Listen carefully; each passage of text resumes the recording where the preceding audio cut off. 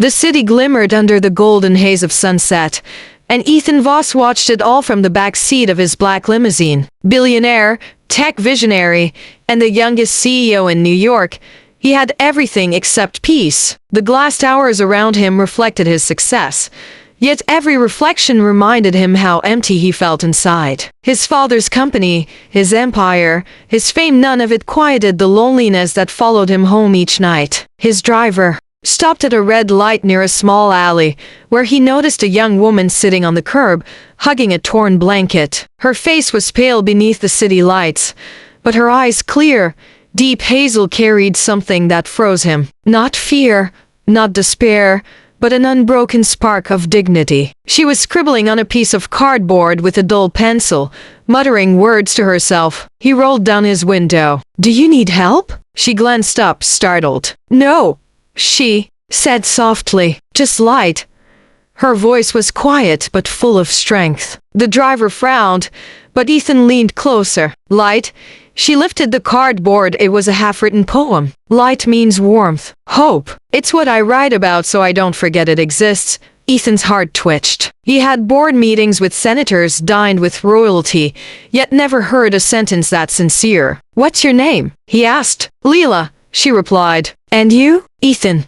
She nodded, unconcerned with who he was. That intrigued him more. Before the light changed, he handed her $100 bill. She hesitated, then refused. "If I take it, you'll think that's all I need. But money doesn't fix everything." The car drove off as the light turned green, but her words stayed behind in his chest. That night, Ethan couldn't sleep. The girl's eyes haunted him. The next evening, he went back. She wasn't there, but her poem was taped to the lamppost. Even in darkness, stars are only hidden, not gone. Ethan searched for her every day after that. He told himself it was curiosity, but deep down he knew it was something more, an ache he hadn't felt in years. Finally, he found her near an abandoned bookstore, feeding a stray cat. "You again," she said with a faint smile. "You're persistent." "I'm a businessman," he said, smiling back. "I don't give up easily." They talked for hours about everything. Books, dreams, regrets. She once wanted to be a writer, she told him, but life had other plans. Her mother died when she was 16.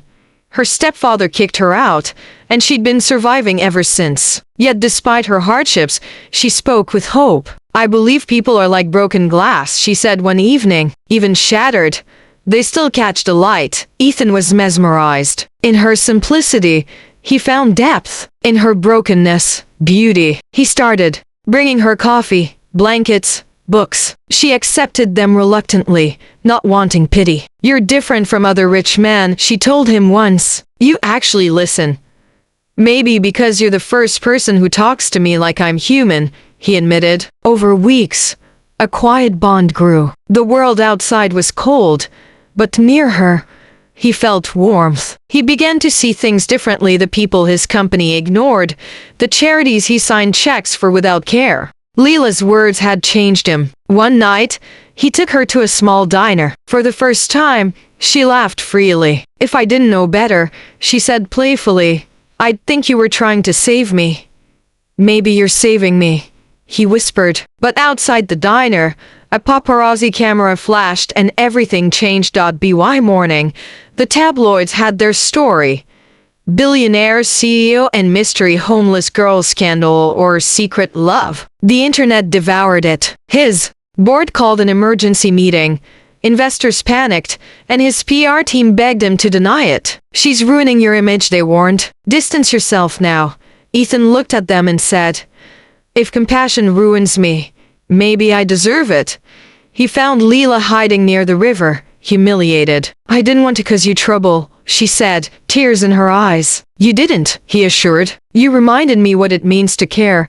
He offered her a place to stay in a small guest house behind his mansion. She refused at first, but after he promised she could leave anytime, she agreed. Days turned into weeks. She started writing again, her words blooming like spring after a long winter. Ethan would find her sitting by the window, typing softly, lost in thought. He felt proud and scared because he realized he was falling in love. One evening, he told her about his mother.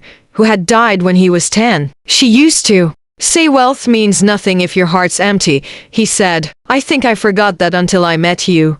Leela smiled sadly. Then maybe I was meant to remind you. Their connection deepened, pure yet intense. But rumors didn't stop. His shareholders threatened to remove him as CEO. Leela overheard one of his calls and decided quietly to leave, believing she was destroying the only good thing in his life. When Ethan woke up and found her gone, the house felt colder than ever. For weeks, Ethan searched everywhere. He offered rewards, hired investigators, but Leela seemed to have vanished into the city's gray mist. Meanwhile, the board forced him to resign temporarily for reputation recovery. The press mocked him as the billionaire who fell for a street girl.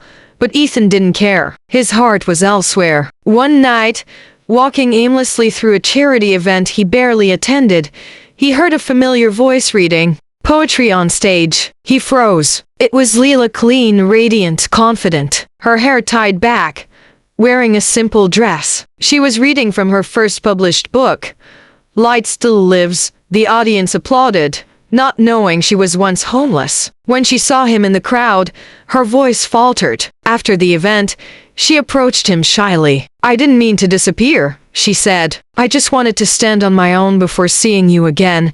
He looked at her with tears in his eyes. You never needed to prove yourself to me. You already were everything I was searching for. She smiled, trembling. And you gave me the strength to believe again.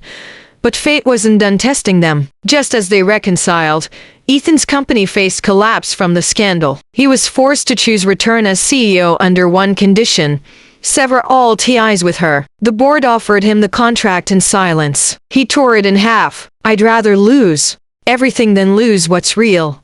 Months passed. Ethan sold his penthouse, stepped down from his empire, and used his fortune to start a foundation for homeless youth under Leela's direction. Together, they transformed abandoned buildings into shelters and libraries. The press, once cruel, now called them the Lightkeepers.